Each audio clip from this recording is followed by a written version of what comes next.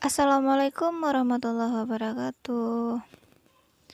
Halo sahabatku semua yang telah menjadi orang tua, baik ibu ataupun para ayah.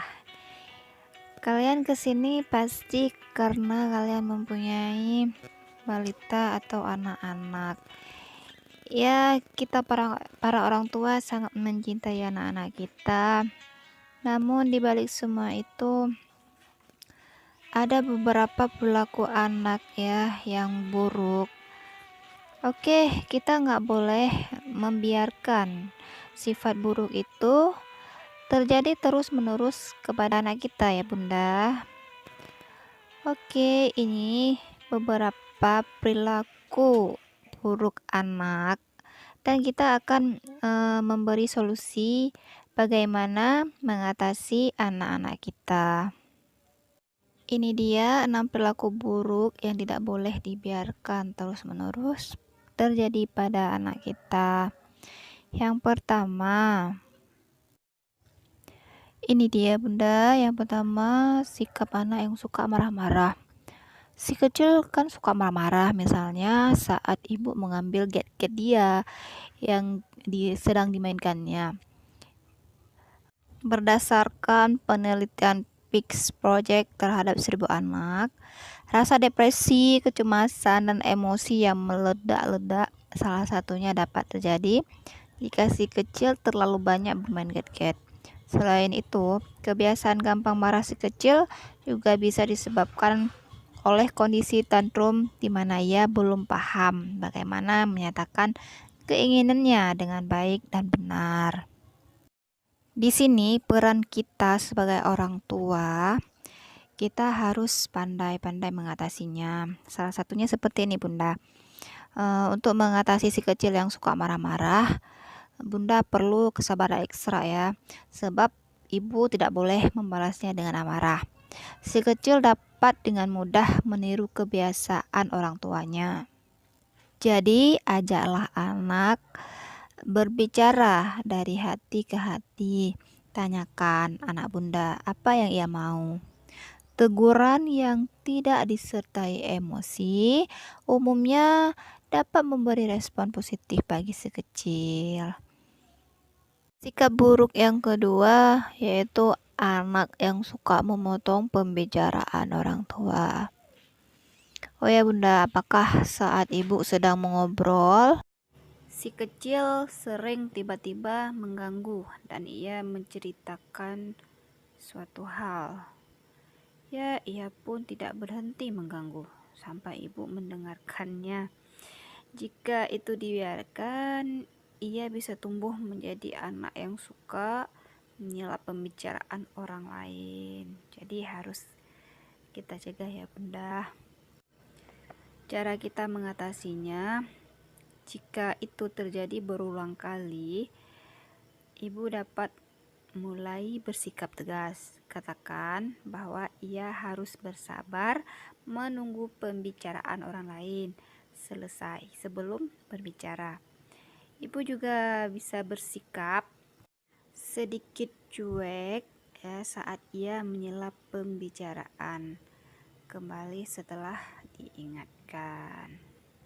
Di sini bukan memarahinya ya Bunda maksudnya, tapi kita cuek-cuek aja gitu supaya dia paham dia tuh harus bersabar menunggu pembicaraan kita yang sedang berlangsung. Sikap yang ketiga ini ada kalanya juga ya, anak itu pura-pura dia tidak mendengar. Jadi bila si kecil bersikap seperti itu, sebetulnya si kecil sulit sekali diminta mengerjakan sesuatu. Saat diminta mandi, ya itu kan pura-pura tak mendengar dan tetap menonton TV. Duh, sampai gemes ya Bu kalau seperti itu, karena kita harus mengatakan hal yang sama berulang kali. Akhirnya kita pun harus mengatasinya dengan penuh kesabaran. Jika anak bersikap pura-pura tidak mendengar kita ya Bunda, ini dia solusinya. Pada saat si kecil tidak memperhatikan ibu karena dia sedang fokus dengan satu hal. Jadi mulailah mengambil perhatiannya. Ketika ia sedang berbicara, ibu bisa memanggil namanya, menyentuh pundaknya, saling bertatap muka dengan dia. Bahkan bila perlu mematikan siaran televisi yang sedang ditonton agar ia mendengarkan. Jika si kecil marah dan tetap tak mau mendengarkannya, buat aturan yang tegas. Misalnya, jika si kecil tak mau mendengarkan saat disuruh mandi karena sedang menonton TV, besok ia tak boleh menonton TV lagi. Perlu diingatkan ya bunda, lakukan dengan nada tegas. Sekali lagi, bukan memarahinya ya bunda, tapi harus nada tegas. Sikap yang keempat ini bunda, ini betul-betul ya nggak kita inginkan ya, yaitu sikap anak yang suka mengambil milik orang lain tanpa izin. Waktu si kecil sering mengganti channel TV tanpa izin, padahal ada orang lain yang sedang menonton. Ia juga sering mengambil mainan temannya tanpa meminjam terlebih dahulu. Membiarkan pelaku ini akan menjadikan hal ini kebiasaan buruk ya sampai dewasa dia. Risikonya si kecil bisa jadi punya kebiasaan melakukan hal semaunya dia. Cara mengatasinya berdasarkan konsultasi anak online, komunikasi sejak awal merupakan kunci utama dalam masalah ini. Jelaskan ya bahwa ia tak bisa melakukan sesuatu tanpa meminta izin terlebih dahulu. Berikan juga pengertian bahwa ia bisa membuat orang lain sedih dan kecewa saat ia melakukan hal tersebut. Misalnya, temannya akan menangis saat mainannya dipinjam tanpa izin. Minta si kecil membayangkan jika ia berada di posisi orang tersebut.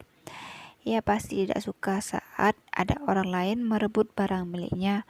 Dengan begitu, ibu dapat mengasah rasa empati dia. Sikap yang satu ini yaitu sikap suka berbohong. Pernah nggak sih bunda menemukan anak bunda yang terkadang dia berbohong? Mungkin karena satu alasan apa, kita coba simak dulu ya berbohong yang bagaimana ini. Oke bunda, jika si kecil pintar berbohong sejak kecil, ada risiko ia menjadi patologikal liar saat sudah dewasa. Jadi menurut Cherry Wyckoff, psikolog sekaligus penulis buku Getting Your Child from Not to Yes, ada anak yang pandai berbohong karena ia ingin terlihat keren, menghindari tanggung jawab, sampai menghindari masalah. Jika bunda menemui ya hal yang seperti ini, bunda pasti tahulah anak berbohong atau tidak. Jadi lakukanlah hal yang seperti ini bunda untuk mengatasinya. Jika bunda memergokinya berbohong, tak perlu langsung menyangkalnya di depan banyak orang. Bunda nanti anak akan merasa dipermalukan. Sebaiknya ajak si kecil pulang dan berbicara berdua. Cari tahu apa alasannya berbohong dan berikan pengertian kepadanya agar ibu bisa menanamkan kejujuran pada si kecil sejak dini. Satu lagi nih bunda, sikap anak yang bersikap tidak sopan. Bunda pasti gemes saat si kecil bersikap tidak sopan terhadap orang yang lebih tua. Terlebih jika ia melakukannya dengan gestur tidak menyenangkan, seperti menutup kuping atau memeragakan gerak bibir orang lain. Cara mengatasinya, tunjukkan kepada si kecil bahwa perilakunya tidak baik, namun tetap lakukan dengan cara yang lembut dan tidak terkesan menyalahkan. Ibu dapat mengandalkan apabila ia diperlakukan serupa. Berikan pengertian bahwa ia pasti akan merasa sedih jika diejek atau tidak dihargai seperti itu. Jika si kecil terlihat merenungi hal ini, artinya si kecil mulai memahami mana hal yang baik dan hal yang buruk. Oke Bunda, semoga Bunda dapat mengatasi sikap-sikap jengkel anak-anak Bunda.